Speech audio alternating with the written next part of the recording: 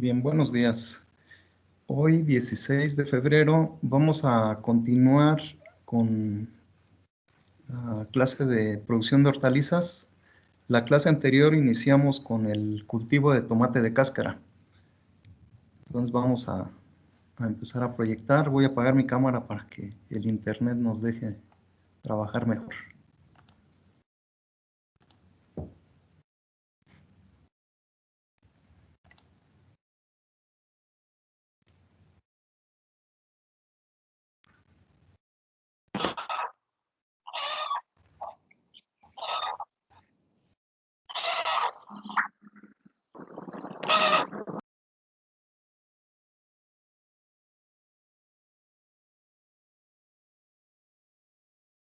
Muy bien, bueno, no sé si ya ven la presentación.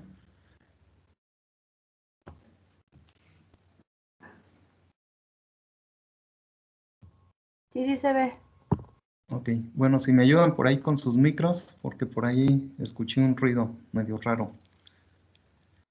Bueno, entonces comentábamos la clase anterior, empezamos a ver lo del cultivo de tomate de cáscara. Decíamos que es un cultivo de gran importancia en nuestro país. En los últimos años ha ocupado el cuarto, bueno, el quinto lugar normalmente entre las hortalizas, digamos, que más se producen, y ha llegado al cuarto, pero normalmente está en el quinto, ¿no? Decíamos que estaba superado por el chile, la papa, la cebolla y el jitomate. Ajá. Entonces, pues en nuestro país, pues muchos de los platillos que se consumen pues son a base de tomate, o para la elaboración de salsas, pues también es un cultivo muy demandado, ¿no? Y bueno, aquí en la universidad también el doctor Peña, Aureliano Peña, yo por ahí lo llevó a hacer cruzas, ¿no? En este cultivo, pues ya tiene muchísimos años trabajando con él, y bueno, dado que es una hortaliza o un cultivo nativo de Mesoamérica, les decía, pues es algo por lo cual también como universidad pues es importante, ¿no? Rescatar pues sobre todo el germoplasma, ir aprovechando todo lo que existe. Se dice que hay más de 30 razas en nuestro país, ¿no? Y varias de ellas pues sí son aprovechadas para el consumo humano.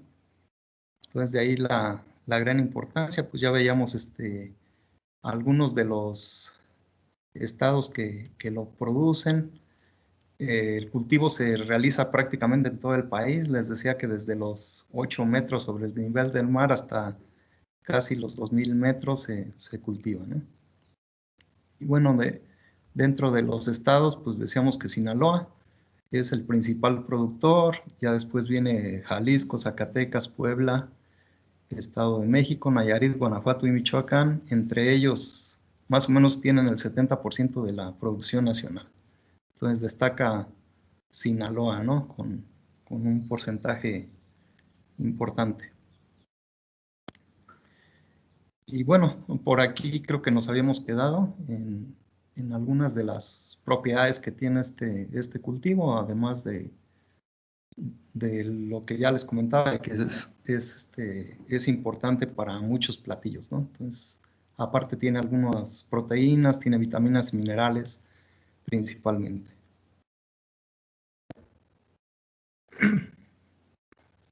Bueno, en cuanto a requerimientos ambientales, pues ya les comentaba, se adapta a muchos climas. Se recomienda, por ejemplo, en temperaturas, pues la óptima del cultivo anda entre los 20 y 25 grados centígrados. Entonces, digamos, de un clima templado a un clima ligeramente cálido es donde se desarrollaría mejor.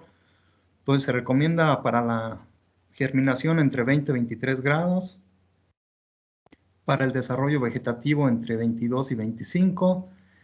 En la etapa reproductiva puede subir un poco digamos, la temperatura en la cual se desarrolle, pero aquí sí que no pase de 32 grados centígrados, debido a que puede tener ya aborto de flores, ¿no? Ya más arriba, o de frutos, ya más arriba de 32 grados centígrados. Entonces, digamos, esas son las temperaturas que podría tener. Y en cuanto a la temperatura, digamos, mínima de desarrollo, pues andarían en unos 12 grados centígrados más o menos. No localicé cuál es la temperatura base, pero debe andar más o menos entre 10 o 12 grados centígrados. En cuanto a radiación, es una planta relativamente exigente, no mucho, debido a que con 2.500 pies bujía desarrolla adecuadamente. Esto quiere decir que bueno, podemos tenerla un poco densa al momento de sembrarla o de plantarla, debido a que no es tan exigente, ¿no? En cuanto a radiación. Entonces, para que se den una idea más o menos en Chapingo, entre abril y mayo, que serían los meses más calurosos, ahí tenemos alrededor de 9.000 pies bujía en las horas de mayor intensidad. Entonces, con un tercio de eso es suficiente para el desarrollo del cultivo.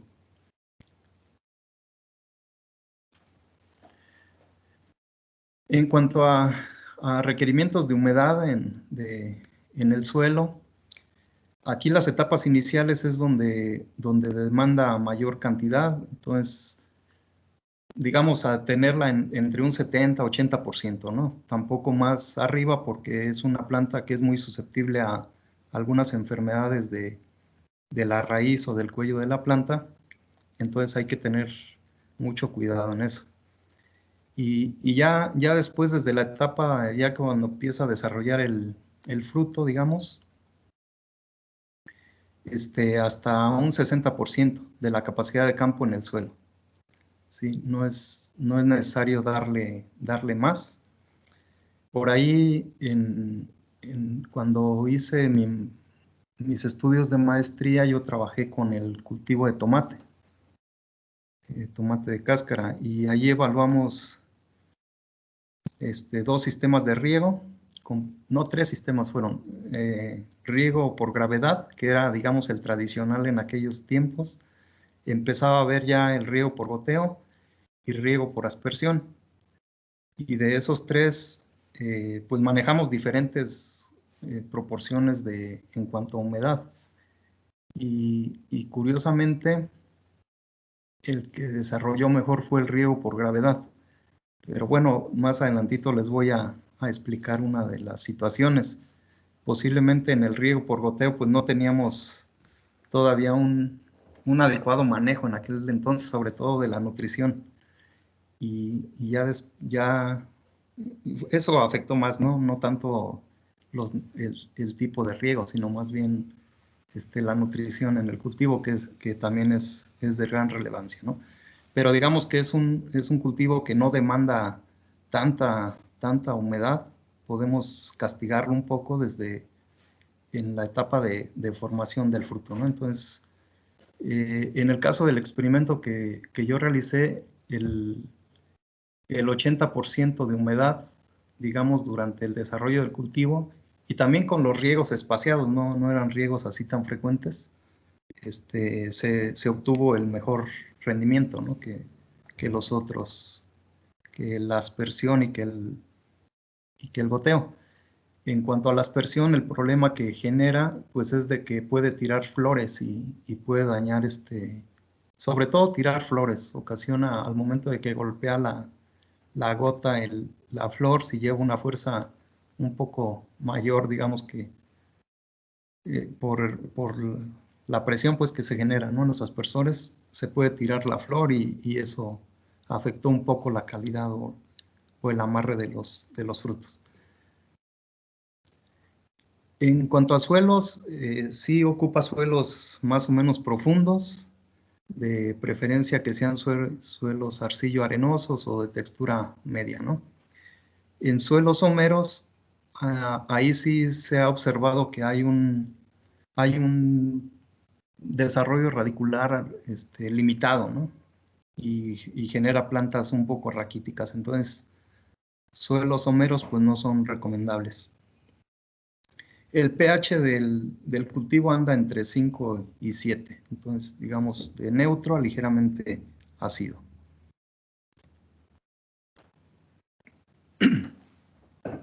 En cuanto a la fisiología del cultivo, les decía, como en México existen muchas razas, pues de ahí las variedades que han ido, digamos, mejorando o que han ido sacando las empresas que se dedican a la producción de semilla, pues se han conocido los 3 tipos, ¿no?, de hábitos de crecimiento.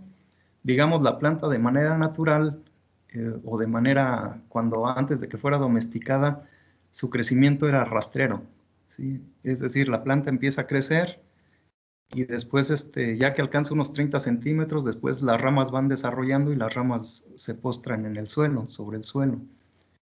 Ese es el hábito rastrero y es el hábito natural de la planta.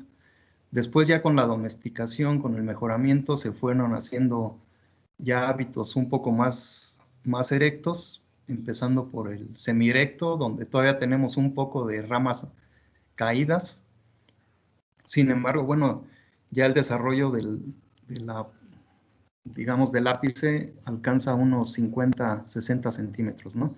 Y ya de ahí se van las ramitas un poco hacia los lados, entonces en esos casos pues conviene poner tutores, sobre todo cuando se hacen plantaciones en suelo, hay que poner tutores para evitar que se vaya de lado.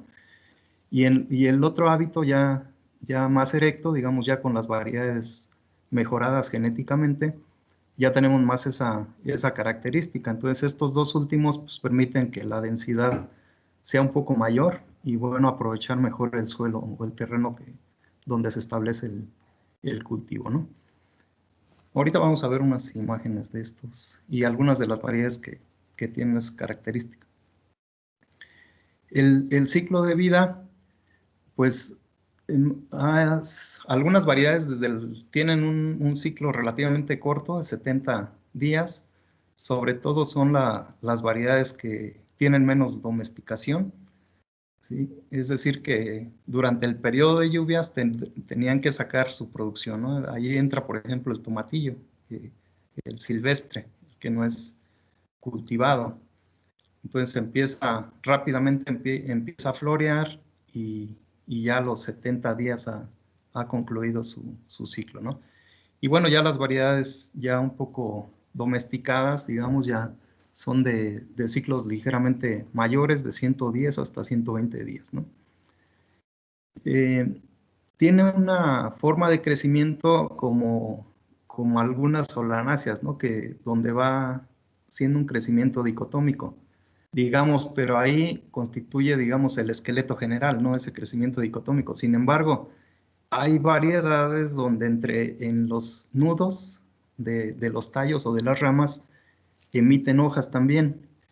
Y en esas hojas, en cada axila, es donde va a producir un fruto.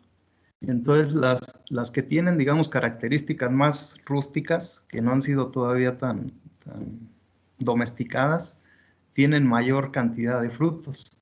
Sin embargo, por la gran cantidad de frutos, pues muchos de estos tienden a caerse, ¿no? Cuando la planta no tiene suficiente nutrición como para soportar toda la carga. Entonces, digamos, de un 100% de flores, pues se aprovecha un 40, 50%. Entonces ahí es donde hay un área de oportunidad, pues para tratar de que haya un mayor amarre de frutos y bueno, lograr un mejor rendimiento, ¿no? Y ya en los tipos erectos, pues aumentar la densidad de tal forma de que tengamos ganancia por los diferentes lados, ¿no? Entonces, de hecho, la idea de trabajar yo en el posgrado en este cultivo también fue esa, digamos, de llegar a una fertilización adecuada y sobre todo con el uso de fertirriego, ¿no? Bueno, en cuanto a floración, esta puede ocurrir desde los 20 o 30 días después de la siembra. Entonces, hay ocasiones que cuando hacemos el trasplante, que normalmente es a los 30 días y establecemos nosotros la siembra en charolas o en contenedores de poliestireno, a los 30 días en ocasiones ya vienen las primeras flores, ¿no? Entonces esto también va a depender de la variedad, del ciclo que tengan, pero digamos ya las variedades ya más comerciales, esas ya a los 35 o 40 días empiezan a emitir sus primeras flores. Y ya la floración continúa hasta que la planta pues la quitamos, porque sería un crecimiento indeterminado. Sin embargo, pues debido a que a que el cultivo se maltrata mucho, sobre todo cuando se cosecha, se daña mucho las ramas, los tallos, y se pueden romper muy fácilmente, entonces los ciclos de cultivo no son tan largos, ¿no? Pero sí, durante prácticamente toda su vida, puede estar emitiendo flores. La, Podía salir más la porque hubieras estado aquí a la fiesta. si me ayudan con sus micros, por favor, jóvenes, para que los apaguen. Bueno, la polinización, yo creo lo vieron ahora que les dio el curso el doctor Peña, que es una planta de polinización cruzada obligada. Sus plantas sí son completas, entonces podrían de manera natural ser autofecundadas, sin embargo, presentan por ahí un problema, ¿no?, de autocompatibilidad. Entonces, debido a esto, pues se dice que es una planta de polinización cruzada obligada, ¿no?, porque ella solita no puede autofecundarse. Entonces, pues necesita del polen de otra planta, ¿no?, para que ocurra la polinización. Y bueno, esta generalmente va a ocurrir a través de insectos o a través del viento, ¿no? Se puede tener las dos formas, aunque la más común pues es la polinización por insectos. Y bueno, ya todo el rollo ese de la producción de híbridos, ya se las contó el doctor Peña, ¿no?, de cómo se pueden hacer líneas y después híbridos, ¿no?, con esta planta. Ok, bueno, creo que aquí puse dos donde se habla muy parecido, ¿no? Entonces, ya decíamos la floración. Bueno, aquí viene el dato de que solo del 30 al 40% llegan a cuajar frutos. Y bueno, el desarrollo de estos frutos va a iniciar desde los 35 días y más o menos tardan 30 días más en llenar esos frutos, en estar ya listos para la cosecha, ¿no? Y bueno, otra vez lo del ciclo de vida, digamos de 70 a 110 días. Y bueno, lo que ya les comentaba, ¿no? Cómo van echando la flor, pero mucha de ella pues tiende a abortar, ¿no? Sobre todo si no se maneja correctamente o de manera natural, de todos tiende a tirar mucha flor el tomate.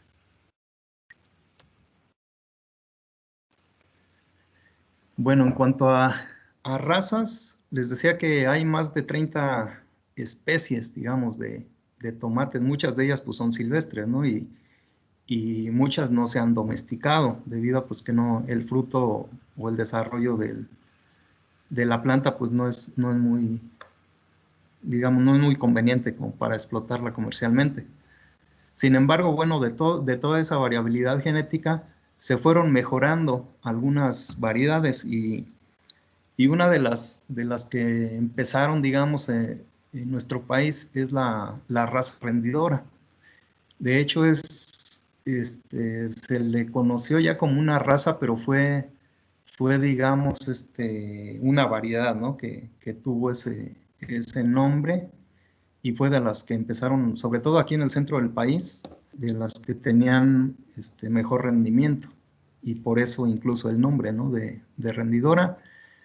Y por ejemplo, la variedad Chapingo, que fue la primera que se mejoró aquí en la universidad, uno de sus progenitores pues es esa raza, ¿no?, la rendidora. Y pues esta tiene la característica de que es ya de crecimiento semierecto y sí llega a tener hasta 1 metro de altura y bueno, algunas aunque sean de hábito erecto, Perdón, aquí, bueno, aquí dice rastrero, ¿no? El hábito de crecimiento. Inicialmente fue rastrero. Entonces lo manejamos ya como hábito erecto, más bien con el uso de tutores, ¿no? De los tutores. Pero sí tiende a caerse, ya recordé. Esta variedad la cultivaba mucho aquí el maestro Jacinto Mata, aquí en los terrenos de la universidad. Era de ciclo precoz, muy rendidora, el tamaño de fruto no era muy grande, era mediano. También más o menos el tamaño aquí lo agarró la de Chapingo, ¿no? En cuanto a tamaño del fruto. El color es verde limón y el cáliz es de color verde, ¿no? Otra raza para la zona del Bajío es la Salamanca. Esta también empezó, digamos, como cultivo de recolección, ¿sí? Tenía un fruto un poquito más grande, ¿sí? El hábito de crecimiento es erecto, el ciclo ya tardío, ¿sí? También era con buen potencial de rendimiento, el fruto es grande y firme, también de un color verde, y el color del cáliz un poco verde claro, ¿no? Otra raza es la Tamazula. La Tamazula, esta raza existía en Jalisco, en esa zona. Es de hábito erecto también, es muy precoz, el tamaño era mediano, el color del fruto el morado y el color del cáliz de verde a morado, ¿no? O verde con manchas moradas, ¿no? La variedad Puebla, que es en la región aquí también del centro, pero en el estado de Puebla, es una variedad muy característica también de rastrera semierecta, pero un poco más precoz, ¿no? que, que las, que estas anteriores. El fruto es de los más grandes que hay. Entre el Puebla la siguiente raza, que es el manzano, ¿sí? Son las que van a tener los frutos más grandotes, ¿no? Cuando vamos al mercado hay unos frutos que llegan a parecer jitomates, ¿no? Si le quitamos el cáliz, los casi del tamaño de la mano de una persona, entonces pueden tener frutos muy grandes. La diferencia entre la Puebla y la manzano va a ser en el color del fruto. En la Puebla va a ser normalmente verde y en el manzano va a ser de naranja a amarillo. ¿Sí? Y el cáliz también va a ser verde en ambos, ¿no? Después otra raza es la arandas, también de Jalisco. Entonces, Tamazula, arandas son de esa región, de hábito también erecto, precoz. Esta pues va a ser menos rendidora, el fruto va a ser de mediano a pequeño, ¿sí? Y va a estar entre verde y morado, no tan morado como la Tamazula. Y el cáliz también de verde o de morado, entre morado y verde, ¿no? Otra raza es el milpero. El milpero digamos, es el silvestre de los más comunes que había de fruto pequeñito, ¿sí? Digamos de máximo unos 2 centímetros de diámetro, de entre 1 o 2 centímetros. Sí, ese era rastrero, a veces un poco, bueno, había de diferentes, ¿no? Les digo, por la variabilidad que tenemos, entonces puede haber rastreros, puede haber erectos, pero era tardío, muy tardío, y bueno, rendía muy poco debido al tamaño de fruto, ¿no? Y podíamos encontrar también variabilidad allí en los colores de verde a morado. Y bueno,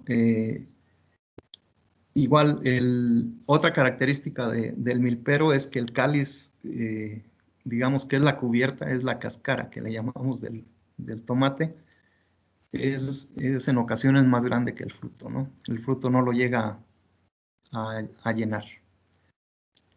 Sí, y bueno, ahí está ya el milpero, el de arriba es el cultivado, el no cultivado, pues va a ser más tardío, fruto más pequeño, y bueno, con las otras características iguales, ¿no? Y la Chapingo, en algunos autores ya la consideran como una raza, ¿no? Así ya la manejan, ya tiene muchos años que se formó de hecho es un híbrido. Les decía que que viene entre las variedades de Puebla y las variedades rendidora. Entre esas, digamos, ahí viene el origen, ¿no? Y CH-F1, digamos, fue el nombre que se le puso, como se registró. CH es de Chapingo y F1, pues es de que es la cruza, ¿no? De dos líneas y es la F1.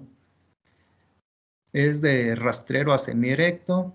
Esto también va a ser precoz, con buen rendimiento. El fruto es de tamaño mediano, pero firme.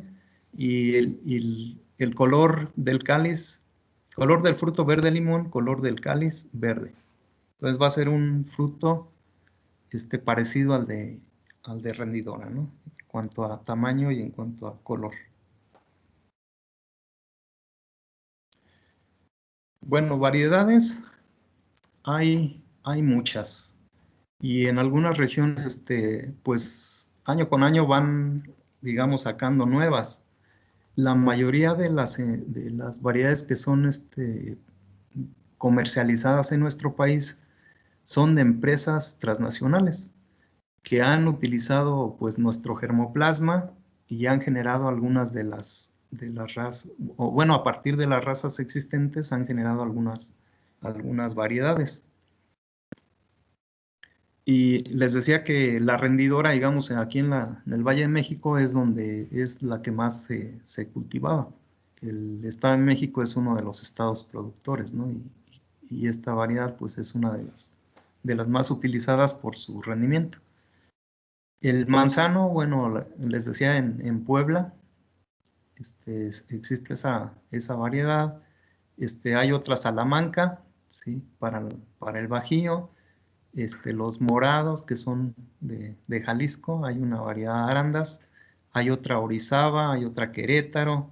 Entonces son dependiendo de algunas regiones donde las han promovido, pues, o cultivado. Cerro Verde, me parece que también es de Jalisco. Bueno, y las milperas, pero ya cultivadas. Y bueno, les decía la Chapingo F1, que también pues ya por ahí se puede encontrar comercialmente. Y después el doctor Peña, pues seguramente les platicó, ha ido mejorando o ha ido formando otros híbridos. Y por ejemplo está el diamante, que también ya lo tiene registrado. Y esta tiene la característica de que es parecida a la Puebla, es un fruto de mayor tamaño, ¿no? que la Chapingo. Y bueno, muchas veces depende de los gustos del mercado. Y el desarrollo de las variedades pues va en ese sentido, ¿no? Digamos, para el centro o norte bueno, más que nada el centro, todo lo que es el Bajío, Guanajuato, Michoacán, Querétaro, parte incluso de San Luis Potosí también. Las variedades y Jalisco sobre todo, son de tamaño mediano. Para Puebla, aquí en la zona centro, entre Puebla, Estado de México, son de tamaño más grande. Y la otra parte donde se cultiva bastante, pues son las de en Sinaloa, ¿no? Donde tenemos frutos también de medianos a tamaños grandes. Y bueno, mucho de el incremento, digamos, en cuanto a superficie, se ha debido a que empezaron a exportarlo. Ahora que en Estados Unidos pues ya hay muchísimos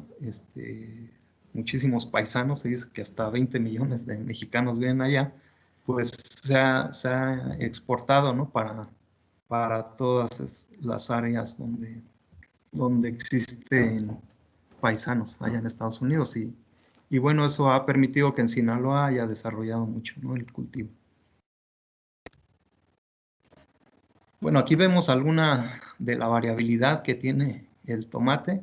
Estas del centro, esta grande que se ve aquí es digamos, de la tipo Puebla, tipo Orizaba, de ese tipo de variedades que son de crecimiento considerable.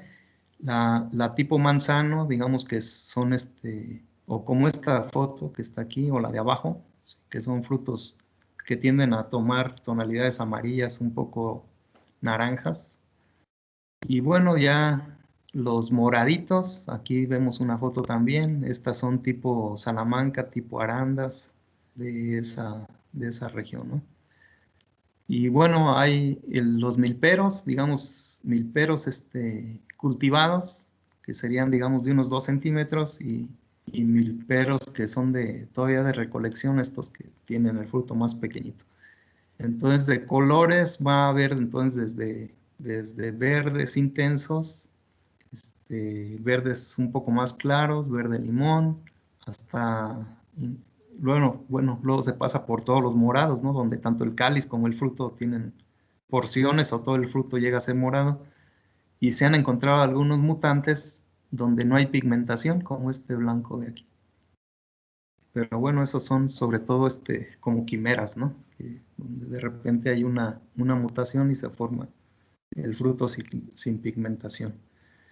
Y bueno, aquí en la foto de abajo vemos frutos muy verdes tendiendo a morados también.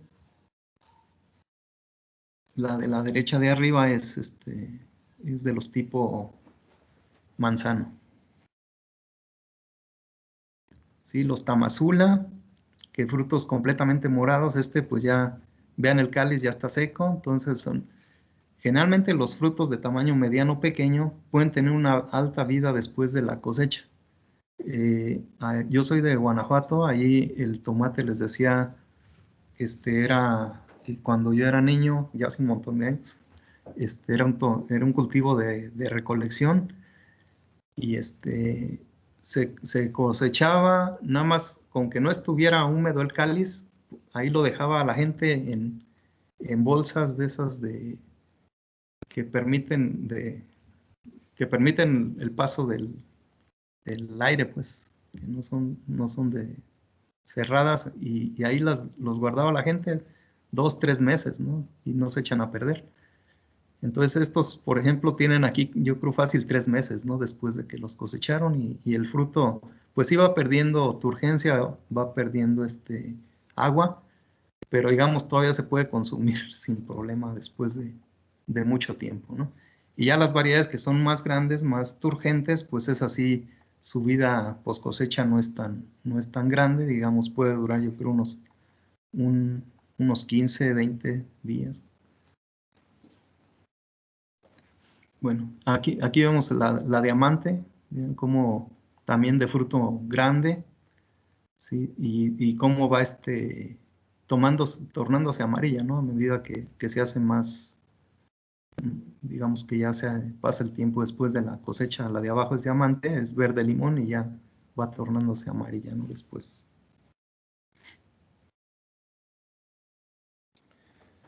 Bueno, ¿cómo se lleva a cabo la siembra en este cultivo? Todavía en la época que nosotros estábamos estudiando,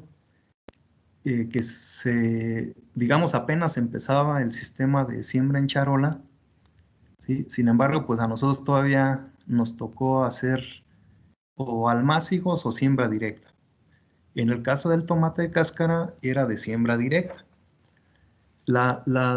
Bueno, ya no les platiqué un poco de la historia de las variedades, pero digamos, la mayoría de ellas son variedades, ¿no? Como se comercializan, de polinización libre, digamos. Entonces es muy fácil obtenerlas, y, y pues produce una gran cantidad de semillas, ¿no? El tomate. Entonces, debido a eso, pues es relativamente barato, pues la semilla de tomate es fácil de obtener, un poco, debe de llevar un cierto manejo, nada más a la hora de cosecharlas. Yo creo por ahí les tocó a ustedes a lo mejor hacer alguna de estas actividades, pero el fruto se debe dejar, se corta, se deja que se madure completamente ya cuando está amarillo, y se meten arpillas, y ya cuando está amarillo, incluso si es muy jugoso, pues se empieza a podrir, ¿sí? Sin embargo, la semilla, mientras no haya hongos, la semilla se puede rescatar. Entonces se licúa, se saca la semilla, pero hay que ponerla bajo condición de sombra, ¿sí? Para extraer la semilla con coladeras. Bueno, les digo, a lo mejor les tocó hacerlo ahí con el doctor Peña, todo ese proceso. Se trata de hacer una camita con la semilla, extenderla bien, esperar a que se seque bajo sombra. Ya después de ahí puedes eliminar algunas semillas que no tengan peso, porque en un fruto puede ser que algunas semillas no hayan madurado. Entonces esas tienden a flotar, entonces las ponen en agua, flotan y quitan, ¿no? Eliminan todas las vanas. Y así ya se quedan con las semillas que son aptas, ¿no? Para siembra. Entonces se pueden usar hasta 2 kilogramos de semilla por hectárea. La siembra se realizaba mateado, poniendo una mata cada 40 50 centímetros de separación, depositando unas 5 o 6 semillitas por golpe. Los surcos eran normalmente entre 90 a 1,20 de separación. Ahí pues iba a depender del tipo de crecimiento de la planta, ¿no? Si es hábito de rastrero o semierecto, pues mayor distancia entre surcos, y si es hábito erecto, pues unos 90, ¿no? De separación. Después de unos 10 días después de la emergencia, habría que hacer aclarado, ¿no? Se aclarea y se dejan unas 3 o 4 plantas por golpe. Y bueno, la densidad recomendada para el cultivo es de 30,000 plantas por hectárea. Si nosotros utilizamos siembra en contenedor, entonces normalmente pues se pueden utilizar charolas de 200 cavidades. ¿Sí? Y ahí se mantienen durante un mes y ya después se hace el trasplante.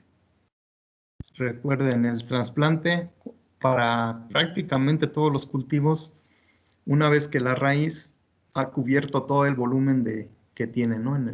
De sustrato. Entonces, jalan la plantita y pues ya sale todo el cepellón y ya la raíz debe de tener todo cubierto. Y en el tomate pues no es la excepción, entonces más o menos un mes de la siembra al trasplante.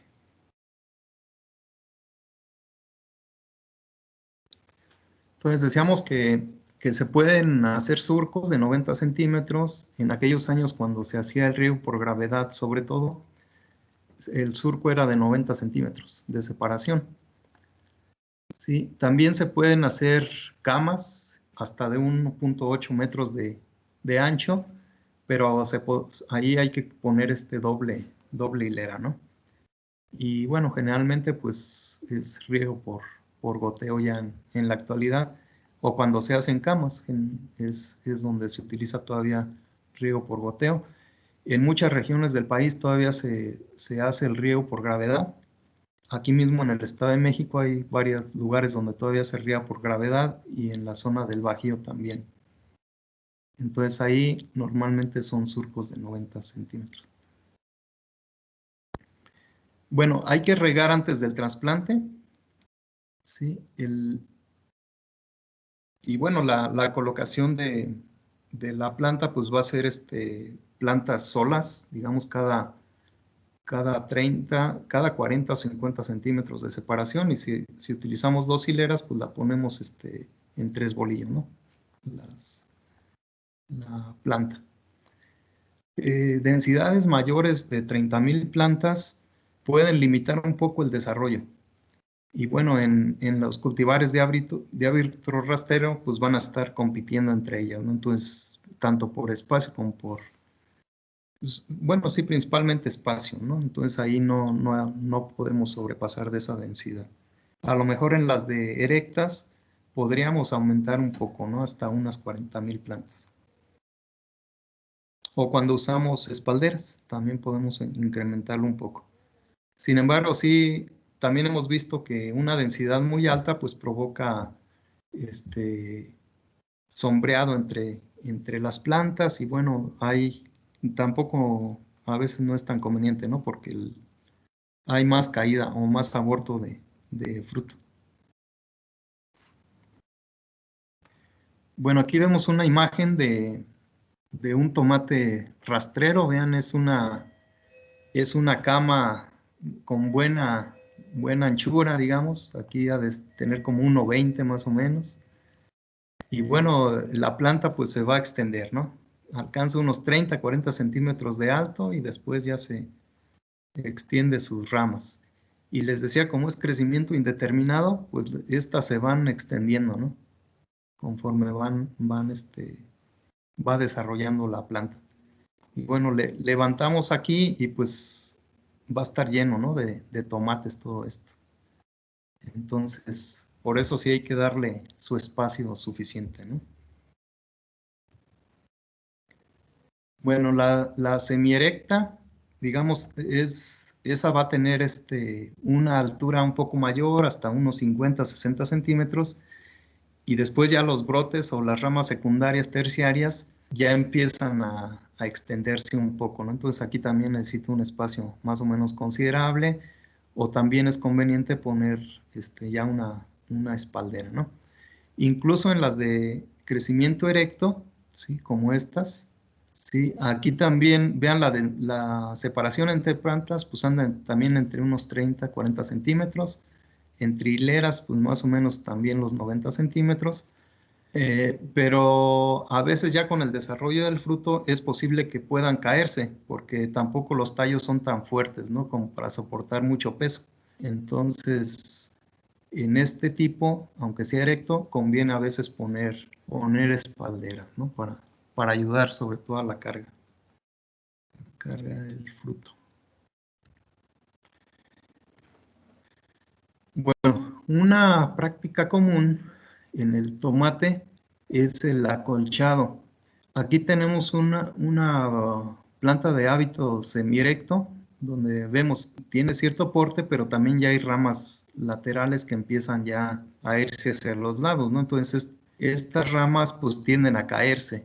Ya cuando empiezan a crecer los frutos, empiezan a caerse y pueden estar en contacto con el suelo, prácticamente como las rastreras. Entonces, con el acolchado, pues se logran varios beneficios, ¿no? Uno de ellos, pues la conservación de la humedad, y otro de ellos, pues va a hacer que estas ramas, aquí se va a poner tutor, ¿no? Aquí ya están las varas para el tutoreo, pero si no se pusieran tutores, pues muchas de estas ramas que tocan el suelo, pues estarían encima del plástico, ¿no? Y entonces el fruto no se daña menos o se llega a podrir menos. Entonces, es una práctica que sí se utiliza mucho. Aquí en la zona centro, en el Estado de México, se utiliza mucho el acolchado, ¿no? En el tomate.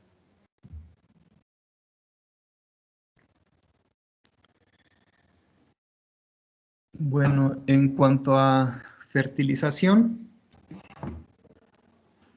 se recomienda una dosis de 180 unidades de nitrógeno, y aquí conviene distribuirla, fraccionarla, la mitad al fondo antes del trasplante o antes de la siembra, y la otra a la mitad del ciclo, digamos, de la fructificación del fruto, del cultivo más bien. Y bueno, en cuanto a fósforo, recomiendan 80 unidades, pero sería de P2O5, sí, ortofosfato sí, ¿no? Ortofosfato, la cual puede aplicarse en una sola. El fósforo, decíamos que en el suelo se mueve lento, entonces aquí durante todo el desarrollo del cultivo, digamos, se ocupa el fósforo, entonces aplicándolo desde el inicio, pues conviene pues para tenerlo desde un inicio hasta el final del ciclo. En el caso del potasio, recomiendan 60, puede ser un poco más, alguna mayor cantidad, sobre todo en aquellos suelos que sean un poco arenosos, por ejemplo, o suelos de textura gruesa. Sí, también podemos subirlo a 100, pero digamos en un suelo arcilloso o de textura media, con 60 unidades es suficiente. Y también lo acostumbraban a aplicar desde un inicio, ¿no? Desde la siembra o el trasplante. Para el caso de los micros, algunos autores recomiendan la aplicación de foliares, ¿sí? Sobre todo de forma quelatada. y estos aplicarlos antes del amarre de los primeros frutos y más o menos repetir la aplicación como a la mitad de la fructificación, ¿no? De tal forma que durante todo el desarrollo de los frutos haya estos elementos. Las dosis son de 4 kilogramos o 4 litros, dependiendo de la presentación, ¿sí? Por hectárea, y para la segunda aplicación unos 2 kilogramos o 2 litros por hectárea.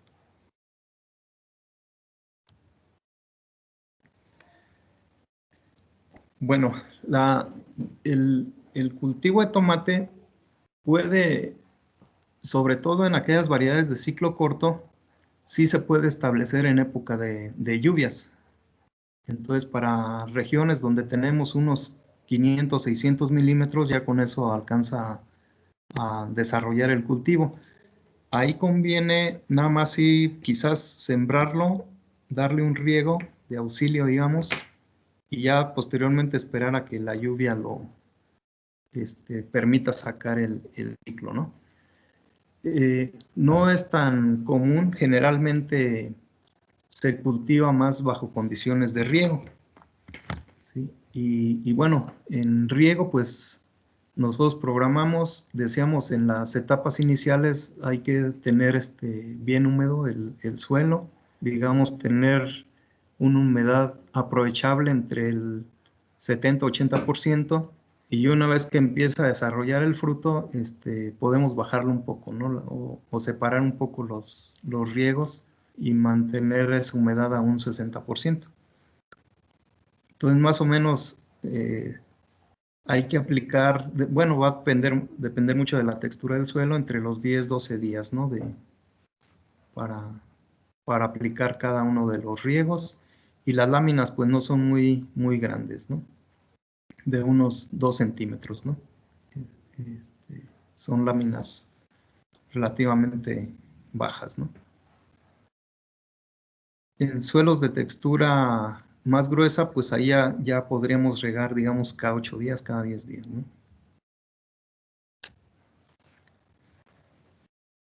Bueno, algunas de las prácticas culturales del cultivo. Pues al igual que la mayoría de las hortalizas, pues necesitamos mantener deshiervado el cultivo pues durante prácticamente todo el ciclo. En el caso del tomate, bueno, en la mayoría de los cultivos se recomienda tener al menos limpio los primeros 40 días. En los 40 días desarrolla la planta de tal forma que ya las malezas que llegan a salir después ya no le compiten tanto al cultivo, ¿no? Entonces, al menos tenerlo limpio es esa etapa. Sin embargo, si nosotros dejamos algunas hierbas hasta la cosecha, se dificulta, se trabaja, se dificulta mucho, ¿no? La cosecha, sobre todo por la característica o la forma de esta planta, ¿no? De que tiene sus ramas muy largas, ¿no? Entonces hay que mantenerlo limpio casi todo el periodo. Bueno, cuando tenemos la producción en campo, que hacemos digamos, trasplante, aquí fue la práctica de estar haciendo pasos de cultivadora es muy importante. Si no se realiza esta actividad, el tomate no desarrolla un adecuado, no hay un crecimiento adecuado. Tarda un poco el despegue. El despegue es cuando ya la planta se instaló en el lugar, la raíz empezó a desarrollar, y más o menos esto lo vemos como a la semana después del trasplante. Va a haber algunas plantitas que no despegan, ¿sí? Y eso se debe a que no aireamos el suelo. Entonces, por eso les decía que es muy importante, sobre todo cuando se hace riego por gravedad. Ahí tienes que hacer la aplicación del riego, digamos, puedes hacer un riego antes del trasplante. Trasplantas y después hacer otro riego ligero. Esto ayuda mucho, ¿no? Después vas a regar a los 10, 12 días, decíamos. Entonces, a la mitad, antes de que hagas el siguiente riego, tienes que airear el suelo. Y esto tienes que hacerlo repetidamente. Entonces, darle unos 3 o 4 pasos con la cultivadora antes de que ya no se pueda pasar, ¿no? Que cuando ya la planta alcanza un porte que ya no es posible hacerlo. Si no realizas esto, incluso cuando tienes acolchado, dificulta mucho el despegue, ¿no? de este cultivo y se va a retrasar. Entonces va a haber unas plantas que sí desarrollan, otras que no, y también ahí se ve reflejado finalmente en el rendimiento, ¿no? Entonces, muy importante para este cultivo. Cuando tenemos acolchado podemos pasar una yunta, ¿no? En medio. O si no tenemos tutores todavía, pues es posible que también con el tractor pasemos la cultivadora. Entonces, siempre, además de eliminar las malezas, el airear el suelo, ¿no?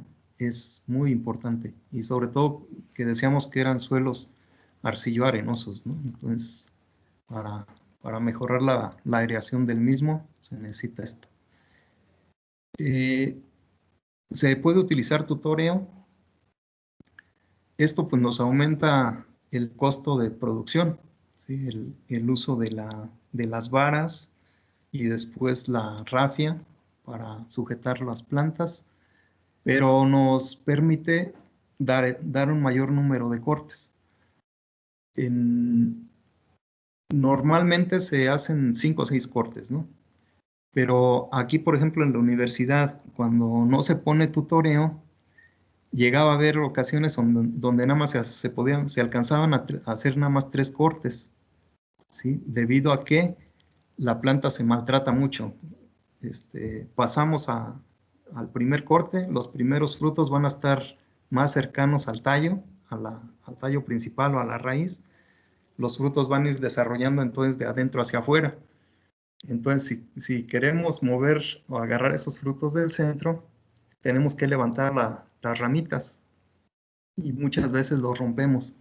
Entonces ahí es muy importante hacer con cuidado. Es muy tardado el corte en el tomate, ¿sí? Y para incrementar el número de cortes, pues hay que hacer varias medidas. Una de ellas es el tutoreo. Otra es que después de dar un corte hay que hacer alguna aplicación preventiva de algún fungicida, ¿no? Para evitar que por las ramas quebradas penetren algunos hongos. No sé si hay alguna pregunta hasta aquí.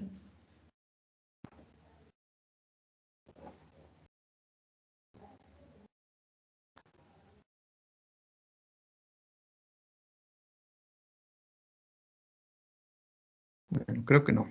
Seguimos entonces. Algunas plagas y bueno, vamos a ver un poco de plagas y enfermedades del cultivo. En el tomatillo, ¿sí? O tomate cáscara, unos de los principales enemigos van a ser las plagas.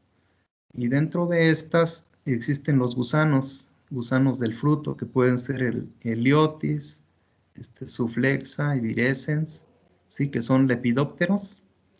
¿Sí? Entonces vemos por ahí, y son nóctidas además, ¿no? Vemos en la noche que acercan las maripositas de color café, de color café oscuro, y van a depositar sus huevecillos en el cáliz del tomate.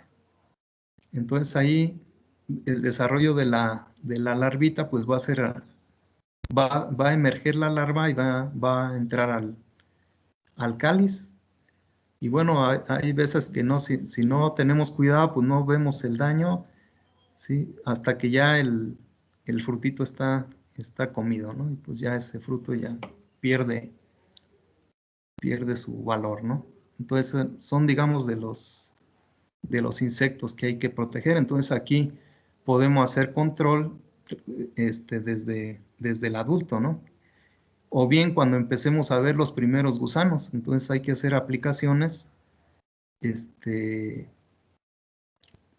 Pueden ser de contacto, pueden ser sistémicos los productos, pero bueno, es necesario, ¿no? Porque si no cuando veas unos 2, 3 gusanos hay que aplicar, ¿no? Bueno, se pueden implementar diversas medidas de control.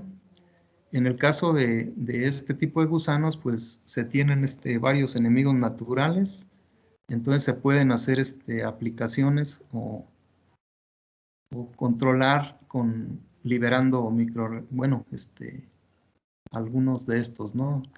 La crisopa, la chinche navis, ¿sí? La chinchojona, o sea, hay varias, ¿no? Chinches que atacan a la larva o al gusanito, ¿no? De estos. Y bueno, también hay parasitoides, algunas avispas, ¿sí? que podemos nosotros utilizar, o también hay entomopatógenos, ¿sí? Bacillus, ¿sí? Baculovirus, esos dos. En cuanto a control químico, entonces podemos, si hacemos un monitoreo, por ejemplo, si detectamos huevecillos, pues hay que hacer aplicación, o bien cuando les digo, se presentan las primeras larvas, ¿no? Entonces, aquí se recomienda, por ejemplo, les decíamos el uso de Bacillus thuringiensis como biológicos, el DIPEL, el Biovit, ¿sí? 1 kilogramo por hectárea, ¿sí? O bueno, otro, baculovirus, decíamos también, que son entonces productos biológicos. Y entonces, cuando las larvas estén en las primeras etapas, ¿no? de su desarrollo. Y ya de otros productos químicos, se puede utilizar el diflubenzuron, clorpirifos, cialotrina, metomil, clorfenapil, benzoato de hemimectina, metamidofos, entre otros. Existe muchos, ¿no? Nosotros utilizamos el DESIS, que es también otro producto que se puede utilizar para control de gusanos. Y bueno, estos son, digamos, relativamente fáciles de eliminar, pues no es tan complejo, ¿no? el eliminar la larva.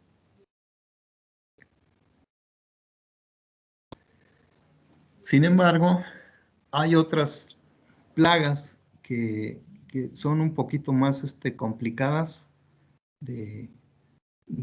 bueno, ya cuando identificamos es porque ya tenemos un daño en la planta. En los años 90 llegó aquí a invadir en el campo experimental esta plaga que se le conoce como picudo o barrenador del tomate o tomatillo, ¿no? En este caso, para diferenciarlo del jitomate. El género es Trichobaris, y aquí habían algunas especies con Mucoria o Championi, que son dos de los principales. El adulto es un picudo, sí, es coleóptero, ¿no? Entonces tiene una barrenita aquí en la cabeza, ¿sí? Y con esa pues hace el orificio y ovipositan los huevecillos, digamos, aquí en la corteza del tallo.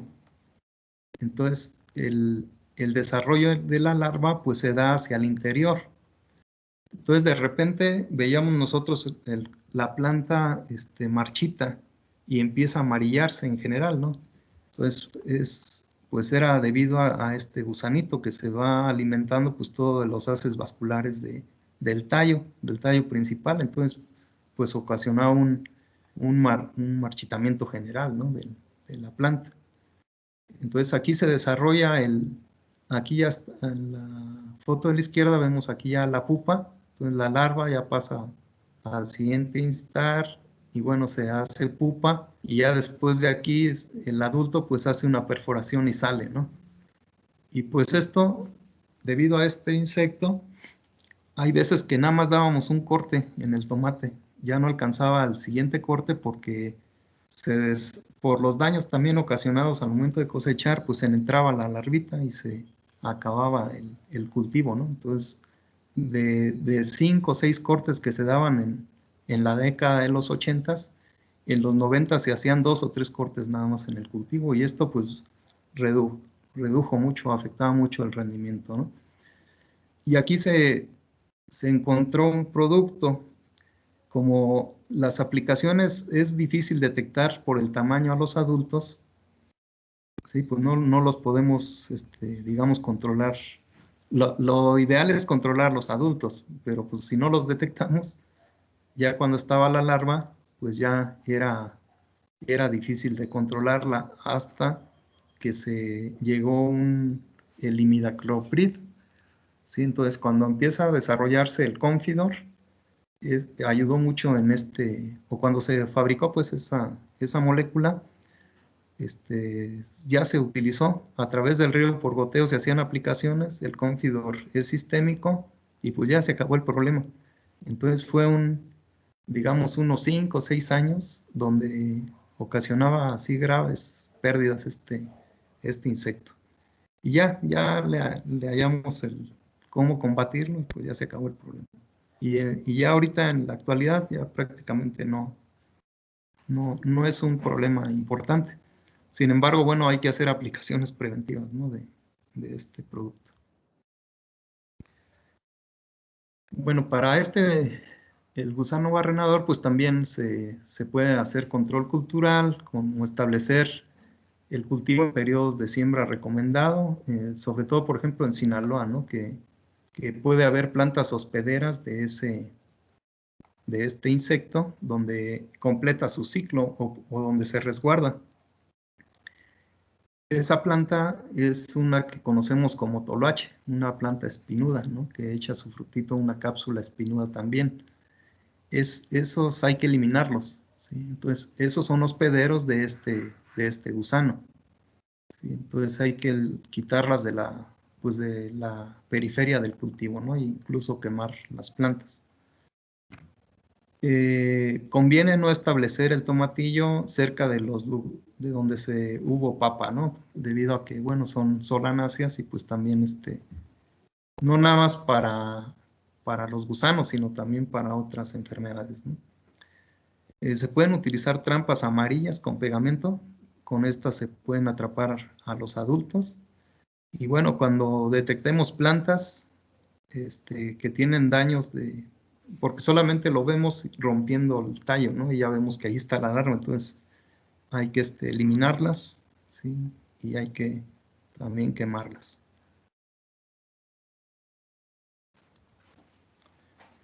Bueno, como control biológico se puede utilizar bracónido, Nialolius curculionis, que es un parasitoide del Tricovaris. Y bueno, también entomopatógenos como bueno, son productos, ¿no? que se pueden aplicar, ¿sí? Que contienen a estos parasitoides. Beauveria baciana, sí, también una bacteria. Estas se aplican y van a atacar a los adultos. Por ahí los atacan físicamente, no se alimentan de ellos. Como control químico, entonces decíamos, primero, bueno, hay que hacer detección con trampas, ¿sí? Pero se pueden utilizar productos, les decía, además del imidacloprid, se puede utilizar tiodán, malatión, clorpirifos, ciflutrina, ¿sí? Puede estar mezclado con estos que señalaba anteriormente, ¿no? Con las bacterias, ¿no?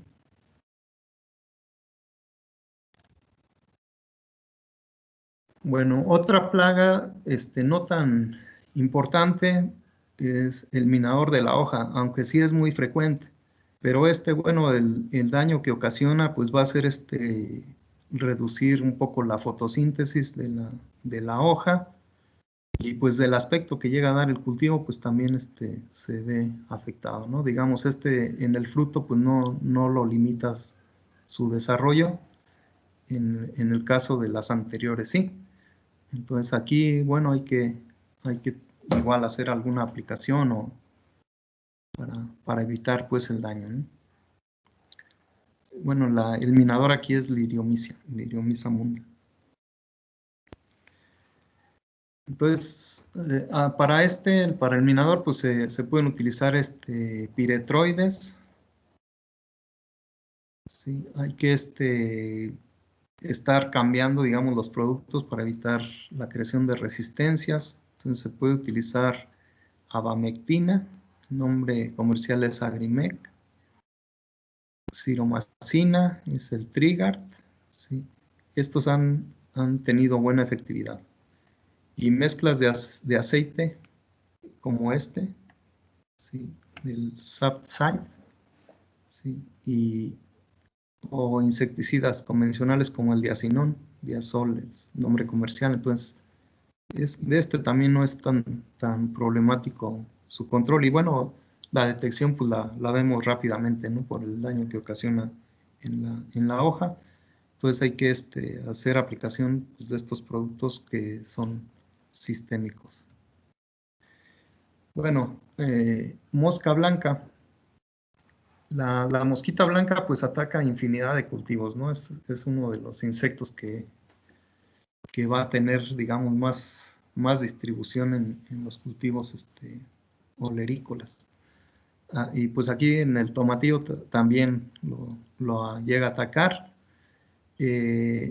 La principal medida, digamos, preventiva, pues es hacer el cultivo cuando son las etapas, sobre todo en Sinaloa, que es el estado de mayor producción, ¿no? Allí está muy limitado los ciclos de cultivo. Si nosotros desfasamos nuestro cultivo, hacemos la siembra un poco después, pues va a coincidir con etapa de calor donde ya va a haber mayor ataque de esta plaga, ¿no? Entonces, ahí son muy ordenados en esa cuestión, en ese estado, digamos, en Sinaloa, para los ciclos de cultivo.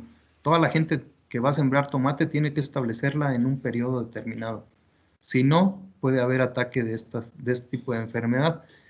Y debido a que se desarrollan varios cultivos, pues de un cultivo puede pasarse a otro y ahí mantenerse y después irse al siguiente ciclo, ¿no? Entonces hay periodos donde ya no debe haber nada sembrado, ¿no? Para evitar la dispersión de estos insectos de un año a otro. Entonces aquí es la Bemisia argentifoli, la que se ataca al tomate. Y bueno, el daño pues no va a ser tanto físico, o sea, al menos que haya una incidencia ya muy grande como esta de aquí abajo. Pero aquí el problema es la transmisión de virus, ¿no? Y bueno, de control químico, pues sí, pues podemos hacer aplicaciones a través del riego presurizado de imidacloprid, que sería el Confidor, decíamos, o Actara, ¿sí? Tiametosan, 140 gramos de ingrediente activo por hectárea. Entonces, con eso es suficiente para controlar, ¿no? la plaga. Sin embargo, dicen que es necesario estar rotando, ¿no? Hay que estar aplicando. Podemos utilizar unas moléculas diferentes porque estos productos sí llegan a ocasionar resistencia muy pronto. Entonces, nuevas moléculas que se están utilizando serían esta, acetamiprid, que es nombre comercial Rescate 200, buprofezin, Aplaud, piroproxifen, ¿sí? Son productos que se pueden utilizar, ¿no? Como alternativas, y para no crear resistencia hay que estar alternando, ¿no? Después estar aplicando un ciclo 1 y para otro ciclo otro, o si persiste la plaga, pues no usar el mismo producto 2 veces, ¿no? Siempre hay que estarlos alternando.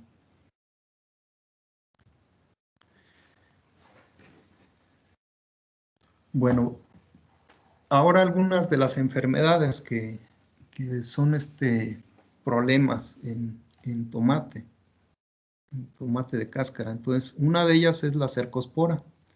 Es un hongo y se le conoce como mancha foliar. Entonces empieza a atacar las hojas, empiezan, digamos, como manchas irregulares, pero se va secando. Es la característica que tiene la cercospora, de que en la parte del centro se va secando el tejido, incluso al final se puede ser como una perforación, ¿no? Ya cuando está avanzado. Y esta también ataca el cáliz, ¿sí? Entonces, si ataca el cáliz y la hoja, seguro es este hongo, ¿no?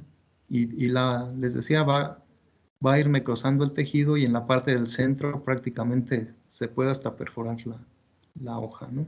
Por el daño. Se seca completamente. Bueno, aquí hay control químico, o utilizamos variedades resistentes o utilizamos algunas medidas preventivas.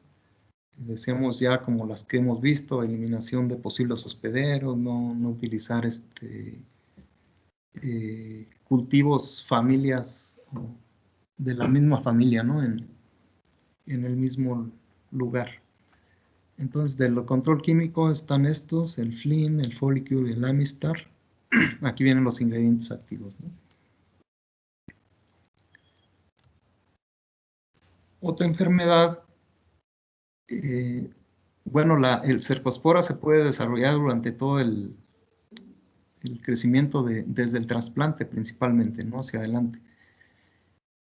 Otra enfermedad es la cenicilla o mildium, ¿sí? Que ocasionada por este hongo, Odosfaera o Esfaeroteca jantini. Entonces aquí, al igual que las cenicillas que hemos visto, como la de la lechuga o como la del jitomate, también va a atacar en las hojas, pero aquí también puede ocasionar daño en los tallos, ya cuando la enfermedad está avanzada. Entonces vamos a ver el micelio blanco, ¿no? De y aquí esta hoja, prácticamente toda la hoja ya tiene. Aquí vean todos los tallos, ¿no? De estas plantas que todavía son plantas juveniles.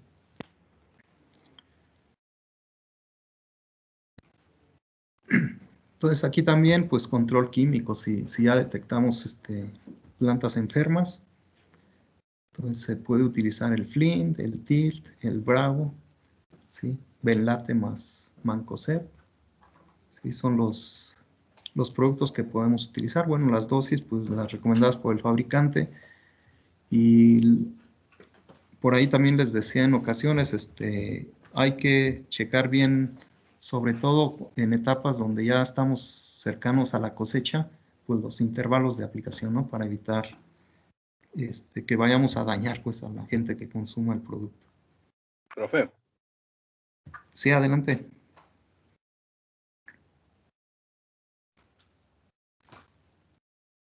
¿Hay una pregunta?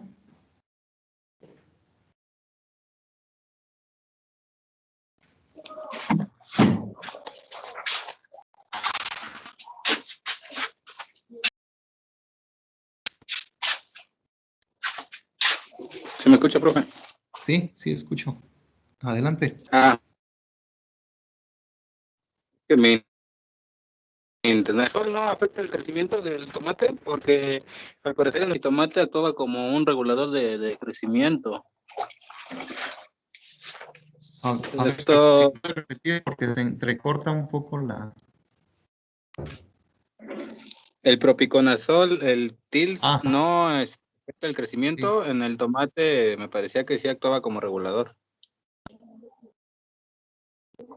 Sí, el tilt se utiliza, de hecho, digamos, cuando se empezó a usar, era para combatir algunos hongos. ¿Sí? Se utiliza, por ejemplo, también en el plátano, lo utilizan mucho para combatir algunos hongos. El ingrediente activo es el propiconazol, y el propiconazol también tiene un efecto como regulador de crecimiento. De hecho, nosotros hemos hecho algunos trabajos en jitomate usando el propiconazol, para detener un poco el crecimiento de la planta. Sí tiene las dos cuestiones, ¿no? Pero también es un fungicida. Y digamos, el primer uso del TIL es como fungicida, no como regulador de crecimiento, ya eso es como algo secundario, pues que también. Pero digamos, para allá cuando tienes la enfermedad, lo puedes utilizar también para combatir este hongo.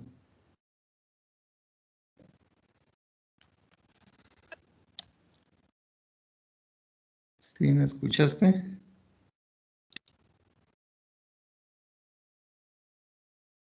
Creo que perdió la señal.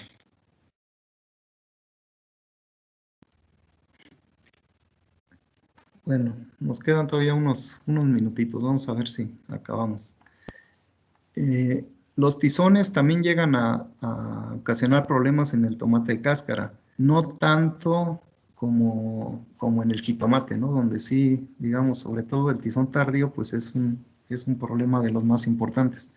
En este caso no son tan frecuentes, tan comunes, pero sí se llegan a presentar. Entonces los dos, tanto el tizón temprano, que Alternaria solani, como el tizón tardío, Phytophthora infestans, ¿no? El tizón temprano, pues, digamos, de los principales daños que ocasiona, pues son en las hojas. Llega en ocasiones sí a dañar el fruto, pero no es tan común, digamos. Y bueno, ya saben, la tizón temprano, pues son círculos concéntricos, a veces desarrolla la planta un halo clorótico, digamos, para ir combatiendo que el hongo no se disperse por toda la hoja. Entonces crea aquí alrededor sus defensas, ¿no? La planta, y por eso tiene un halo amarillo muy regularmente, ¿no? Entonces, anillos concéntricos y son temprano, ¿no? Y pues hay que controlarlo porque les digo, sí puede llegar a ocasionar daños pues más o menos importantes, ya si lo dejamos que se mantenga ahí. Y el tizón tardío pues llega a ocasionar también como en el jitomate, daños en el tallo, en los tallos que provocan que se doblen, se va debilitando, entonces hay pérdida de follaje. Llegamos ya cuando el ataque es ya severo, pues se ocasiona, podemos ver el micelio, ¿no? O incluso la mancha que ocasiona el tizón en los tallos, ¿no? Y bueno, ya no hay paso bien de la sal en la planta y empieza amarillamiento en general, ¿no?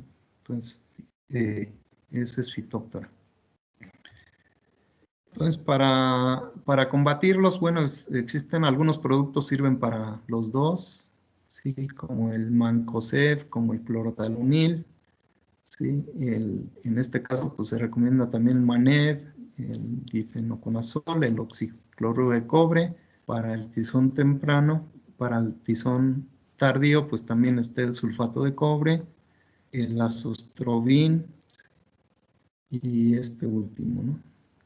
Incluso metalaxil. Entonces hay algunos productos que nos contraran los dos, entonces aquí convendría a lo mejor aplicar de esos, ¿no? Para ya sea como preventivo, como curativo de algunos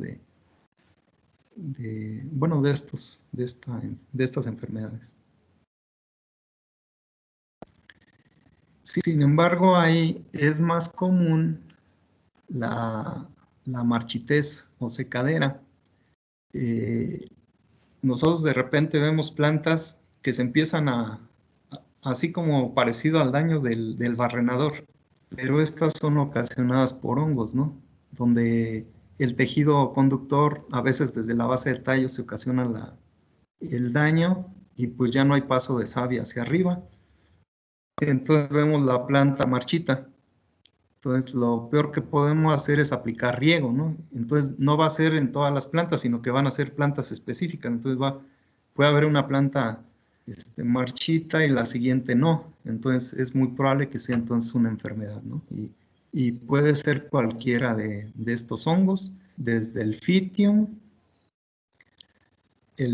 pueden ser Fusarium, Solani o Oxysporum, puede ser Rhizoctonia, Macrofomina, Sclerotium, todos estos ocasionan la secadera, ¿no?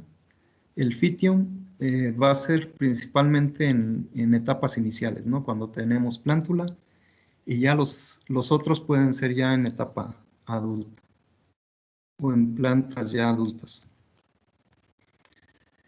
Aquí del lado izquierdo vemos el Fitium. Aquí el trasplante fue hace poco. Entonces el daño que ocasiona pues es un adelgazamiento en el cuello de la planta, en el tallo, en la base del tallo. Y pues ya empieza a marchitarse, ¿no? Pues ya daño está muy fuerte como esta que estoy señalando aquí. Voy a anotar con el láser. Vean, esta de aquí pues ya, esa planta ya prácticamente se va a morir, ya su desarrollo ya no va a ser adecuado, ¿no? Y aquí vemos ya, les decía, en etapas ya avanzadas, empieza la planta a marchitarse. Y empieza a marchitarse, después empieza a perder color, ya no hay paso de los nutrimentos, entonces la planta empieza a amarillarse, ¿no? Y ya, se empieza a secar. Entonces aquí podemos utilizar algunos productos preventivos. Se puede utilizar, por ejemplo, para el caso del Fitium, en etapa de plántula, se va a presentar porque podemos tener condiciones de alta humedad, ¿no?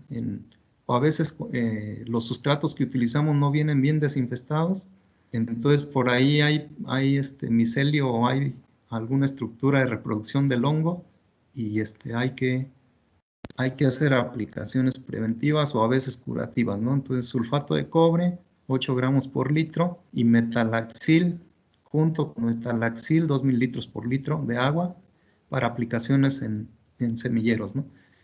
Y está el Propomocar, que es el Previcur, aquí con 1.5 mililitros por litro de agua, nos hacen un buen control.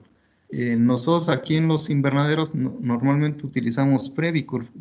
Cuando llegamos a detectar alguna plantita que empieza a adelgazar la base del tallo, ¿no? Esto puede ocurrir inmediatamente después de que emerge la planta. Entonces hay que estar siempre monitoreando para evitar pues que el hongo nos dañe. Y esas plantitas pues ya no sirven. Eso necesitamos sí hacer aplicaciones curativas o preventivas. Y bueno, para el Fusarium se recomienda este ingrediente activo, el etridiazol, que es el terrazol, ya para plantas adultas, 2 litros por hectárea, son sistémicos, hay que aplicarlos en la base del tallo o bien a través del sistema de riego. Es algo de lo que podemos entonces utilizar. Bueno, creo que ya estamos en hora y bueno, por respeto a los que tengan alguna actividad, aquí le vamos a dejar. Ya lo del virus lo vemos la siguiente clase.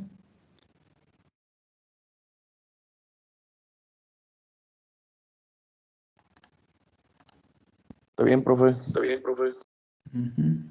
Ok, no sé si hay Entonces, hasta la alguna próxima, profe. pregunta. Sí, ¿Perdón? yo tengo una pregunta, profe. Yo tengo A una ver, pregunta. adelante. Mire, lo que pasa es que nos han dicho que, por ejemplo, 2 gramos por litro o 2 mililitros. Ajá. ¿Eso es del producto ya comercial o todavía que tenemos que sacar la diferencia de la sustancia activa? Porque los productos comerciales por lo regular traen un 47% o hasta un 58% o menos. O menos, ¿no? Sí. Sí, son del producto comercial, no es el ingrediente activo. Ya, por ejemplo, si tú, generalmente así vienen las recomendaciones, ¿no? Utilizas el producto comercial, te dicen 2 litros por hectárea, pues vas a aplicar del producto comercial, perdón. Al menos que vayas a hacer una investigación y en la investigación te pidan, ¿sabes qué? Tienes que aplicar tanto de ingrediente activo y entonces ahí ya cambia a lo mejor la concentración, ¿no? Sí. Y ya va a depender ahora sí del porcentaje que traiga de ingrediente activo tu producto. Pero generalmente lo que viene en la etiqueta es del producto comercial y pues puede haber un ingrediente activo que lo fabriquen diferentes casas comerciales, ¿no? Y cada casa te va a dar una dosis correcta. Ahorita, por ejemplo, para la agricultura protegida se está utilizando mucho, ya no son los litros por hectárea, ¿no? Dado que ahora las condiciones pues, son muy diferentes, ¿no? Ya no es lo mismo aplicar a campo abierto que en un cultivo protegido. Entonces ahí generalmente, y ya en algunos fabricantes ya te dan dosis para invernadero, digamos, para condición controlada, y ahí la cantidad que aplicas del producto es mucho menor, ¿no? Que cuando tienes campo abierto. En campo abierto siempre va a ser, por lo menos, bueno, va a depender de la concentración del tipo de producto, pero va a ser un frasquito, digamos, por hectárea, ¿no? Por lo menos, o más. Ajá. Y en el caso de los invernaderos, pues ya son mililitros a veces nada más.